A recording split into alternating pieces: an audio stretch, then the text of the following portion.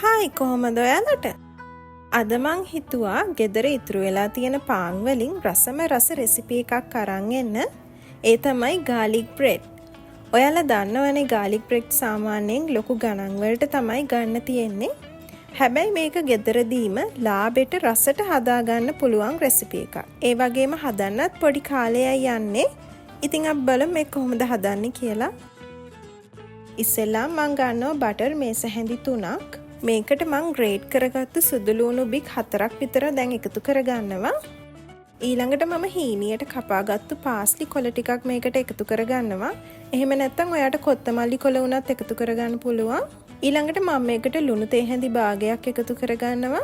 ඒ වගේම කෑලි මිරිස් තේ හැඳි එකක්. ඒ වගේම ඔරිගානෝ ටිකකුත් මං එකතු කරගන්නවා. දැන් මේ ටික හොඳට මං කලවම් කරගන්නවා. මේ බටර් ටික හොඳට ස්පයිසස් එක්ක ගෑවෙන විදිහට හොඳට මේ විදිහට ස්මූත් මික්ස්චර් එකක් එනකන් මම මේක කලවම් කරගන්නවා. ඉතින් ඔයාලට මේ වෙලේ රස බලලා ලුණු තව එකතු කරගන්න පුළුවන්. දැන් මම පාන් ටිකක් ගන්නවා.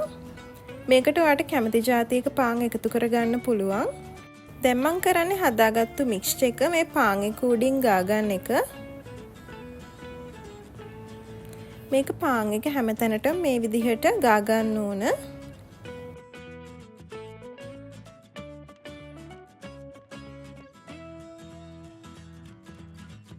දැන් මම මේ පාන් උඩින් මොසරෙල්ලා චීස් එකතු කරගන්නවා. මොසරෙල්ලා චීස් එකතු කරගත්තාම මේ garlic bread එක ගොඩාක් රසයි. එහෙම නැත්නම් ඔයාලට කැමති චීස් වර්ගයක් එකතු කරගන්න පුළුවන්. කෑලි මිරිස් ටිකක්, ඔරිගානෝ ටිකක් කැමති නම් එකතු කරගන්නත් පුළුවන්. දැන් මං පෑන් එකක් ලිපේ තියලා ලිප ඔන් කරලා මේකට බටර් චුට්ටක් එකතු කරගන්නවා.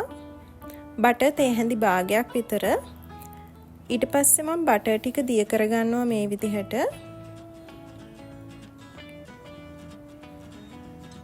අපි ලිප අඩුම ගින්දරේ තමයි මේ වෙලේ තියන්න ඕන. බටර් ටික දිය වුණායින් පස්සේ මං හදාගත්තු පාන් පෙත්තක් මේ විදිහට එකතු කරගන්නවා. ඊට පස්සේ මම මේක වහලා විනාඩි 3-4ක් මේ විදිහටම හදාගන්නවා. ඔයා මේක oven එකේ හරි air fry එකේ හරි හදනවා නම් සෙල්සියස් අංශක 160ට විනාඩි 10ක් විතර හදාගත්තම හොඳටම ඇති.